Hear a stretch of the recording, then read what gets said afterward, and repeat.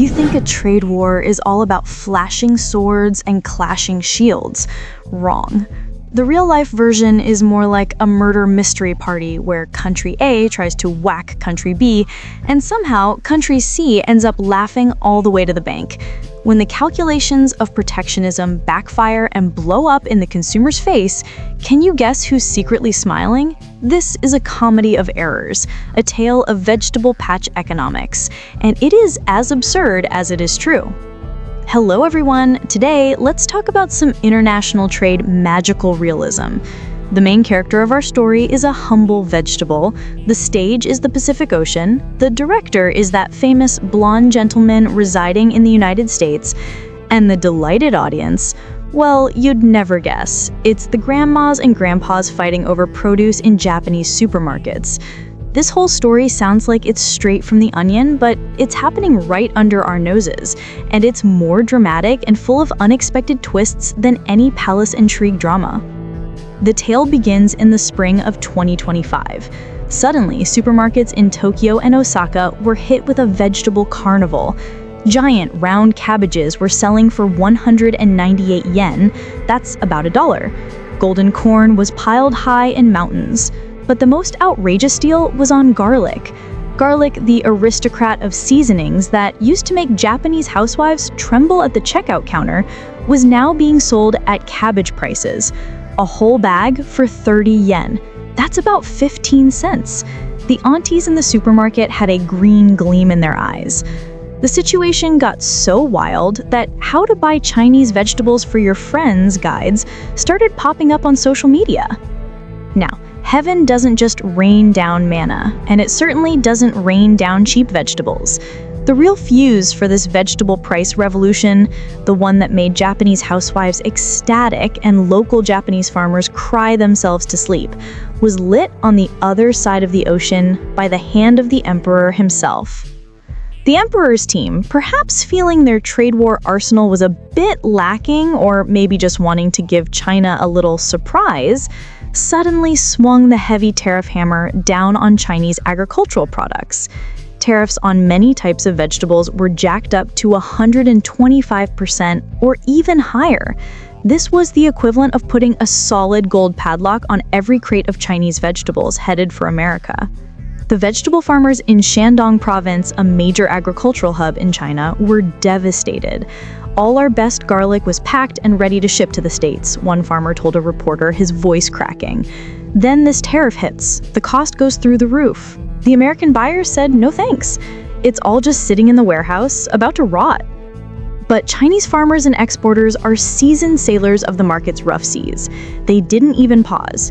Seeing the door to the American market slam shut, they immediately turned their gaze to their next-door neighbor, Japan. Why Japan? The logic is as simple as 1 + 1 = 2. First, it's close. A sea voyage from Shandong to Japan takes just a few days. The savings on shipping costs are huge. Second, Japan itself has a vegetable crisis. With a rapidly aging population and young people unwilling to farm, domestic production can't even come close to meeting demand. The market was practically begging for produce. And so began an unprecedented great vegetable migration. Fresh garlic from Shandong, crisp onions from Yunnan, sweet carrots from Gansu, all boarded ships bound for Japanese ports, launching a full-scale invasion of the market. And this was no small skirmish. In the first half of this year, Chinese vegetable exports to Japan shot up by 37%.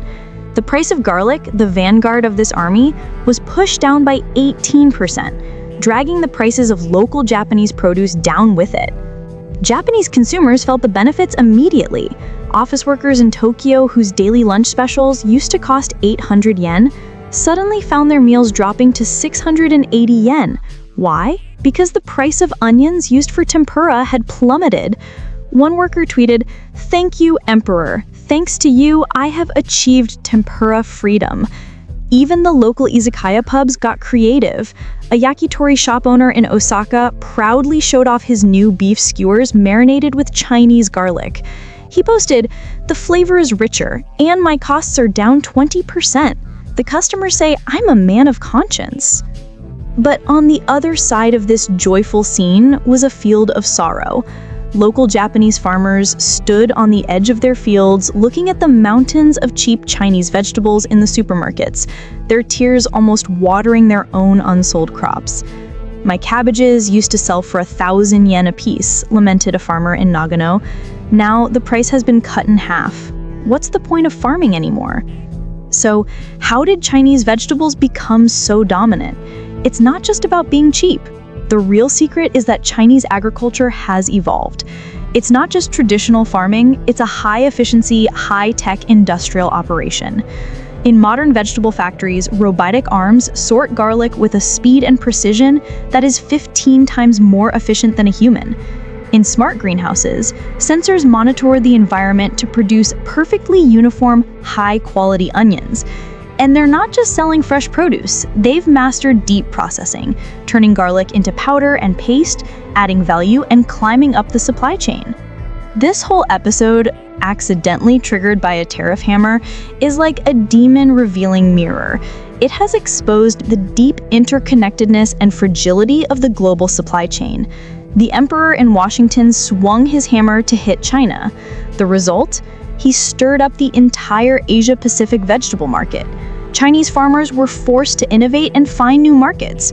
Japanese consumers got an unexpected windfall. And the American people? They're probably staring at their grocery bills, wondering why the price of garlic has quietly gone up. The final irony, the Chinese farmers and exporters, having survived this storm, are now more agile than ever. Their eyes are no longer fixed on a single market. Southeast Asia, the Middle East, even emerging markets in Africa are all new targets. "The emperor thought he could choke us with tariffs," one exporter said with a confident smile.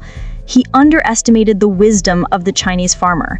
Now we are blooming everywhere. The American market? They can take it or leave it." This butterfly effect, started by a single clove of garlic, offers us a profound lesson. Globalization is a force that cannot be so easily unwound. In today's interconnected world, any attempt to isolate and punish one player often results in lifting a rock only to drop it on your own foot and your neighbors. The real winners in this turbulent new world will always be those who are the most resilient, the most efficient, and the most agile. As for the director of this play, sitting on the other side of the ocean, it seems he didn't quite write a satisfying ending for all his characters.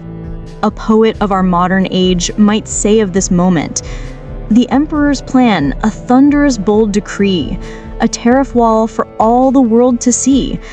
The farmer sighed, his future looking grim, then turned his ship upon a sudden whim. He sailed for shores where prices were a dream, a cabbage and a garlic-fueled new scheme. The Tokyo shoppers laughed with pure delight as Washington's great plan was lost tonight. That's all the time we have for today. Thank you for listening, and we'll see you next time.